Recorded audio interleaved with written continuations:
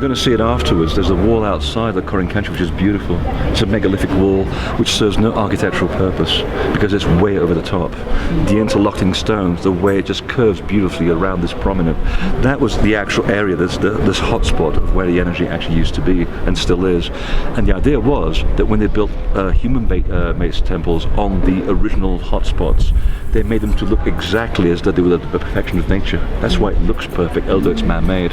They wanted to make sure that there was a symbiotic relationship between the man-made structure and the natural structure, so there's no deviation between the two. There was harmony between the two.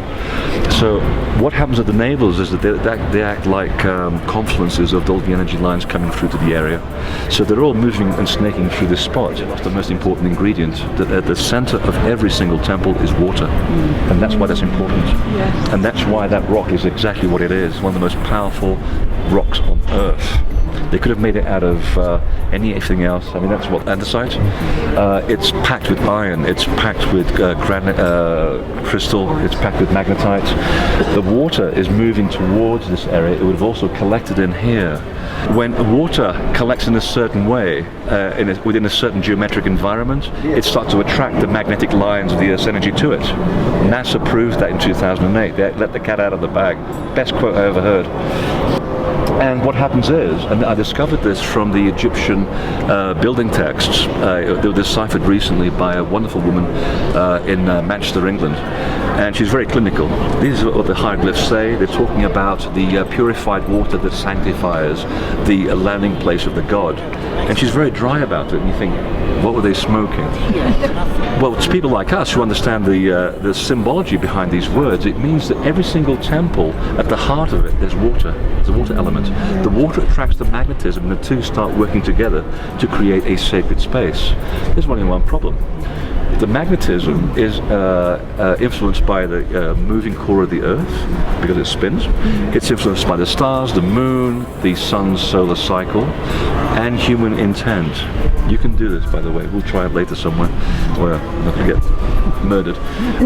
It's really quite easy. It shows you the power of intent as well. And what happens is, the energy starts moving in and around. Now that causes a problem. You're trying to create a sacred site where people can come to when they don't know where to go. So what do?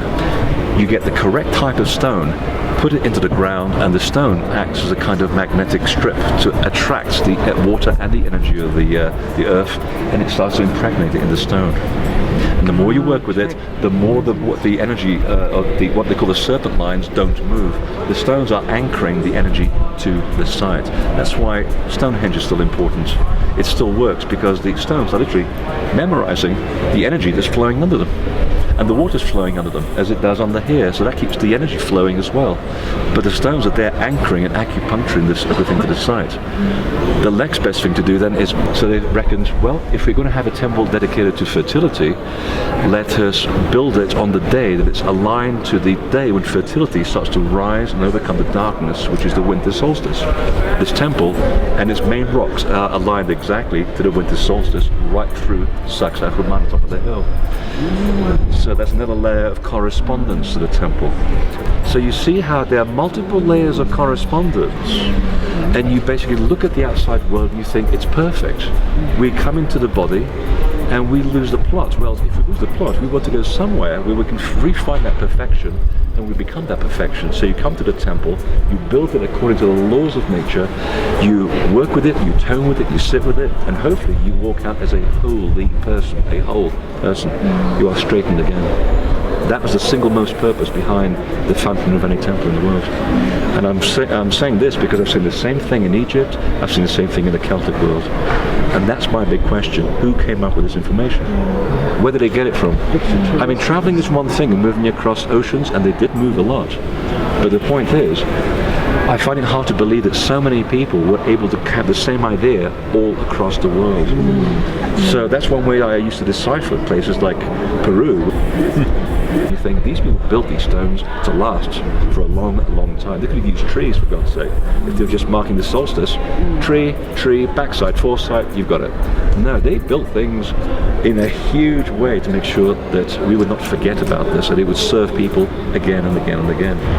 But it was also about the mirroring of nature. nature, the mirroring of natural laws, so when you walk into a temple you are reminded of the perfection.